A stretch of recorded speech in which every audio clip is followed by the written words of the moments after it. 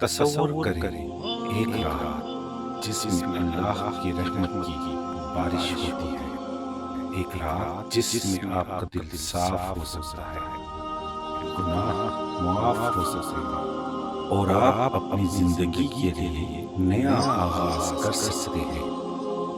یہ رات ہے 15 شعبان کی رات، لیکن یہ رات صرف کسی کہانی کی وجہ سے مشہور نہیں ہوئی۔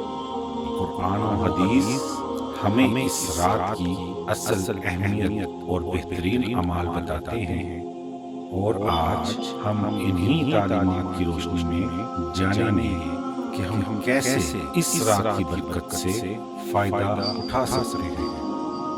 نبی کریم صلی اللہ علیہ وآلہ وسلم شعبان کے مہینے کو بہت اہمیت دیتے تھے۔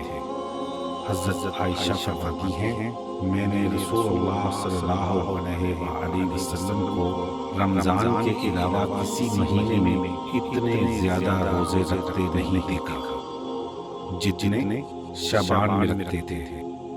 یہ ہمیں سکھاتا ہے شعبان رمضان کی تیاری کا مہینہ ہے، اور اس میں نیک عمل کرنے کا بہت فضل ہے۔ نبی کریم صلی اللہ علیہ وآلہ وسلم نے فرمایا، اللہ تعالیٰ 15 شعبان کی رات اپنی مخلوق کی طرف متوجہ ہوتا ہے اور مشرک اور کینہ رکھنے والے کے سوا سب کو معاف فرما دیتا ہے۔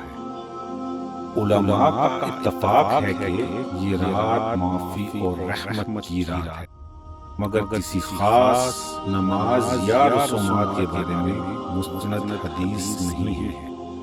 قرآن میں اللہ تعالیٰ فرماتا ہے، اس رات میں ہر حکمت والا معاملہ طے کیا جاتا ہے۔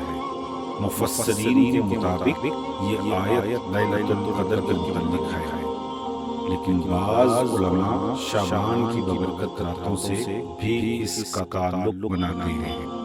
اس کا مقصد یہ ہے کہ اللہ کی رحمت، فیصلہ اور بخشش کا وقت مقرر ہے۔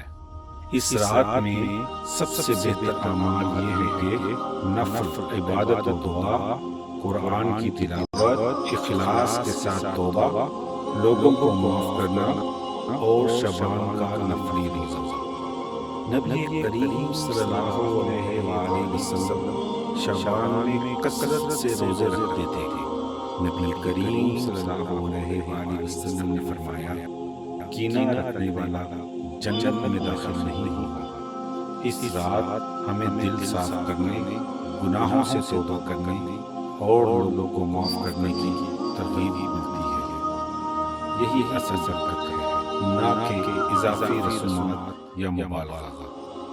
15 شعبان کی رات ہمیں یاد دلاتی ہے کہ اللہ کی رحمت ہر وقت دستیاب ہے، بس ہمیں دل صاف، نیت خالص اور اعمال درست رکھنے کی ضرورت ہے۔ تو آج کی رات اپنی توبہ، دعائیں اور نیک ارادے مضبوط کریں اور اللہ کی بخشش کی امید کے ساتھ زندگی کو بہتر بنائیں۔ اللہ ہم سب کو اس رات کی برکت سے نوازے، آمین۔ خواتین حضرات، اس طرح کی ویڈیوز دیکھنے کے لیے ہمارے چینل کو سبسکرائب کریں۔ آنے والی ویڈیوز تک کے لیے السلام علیکم۔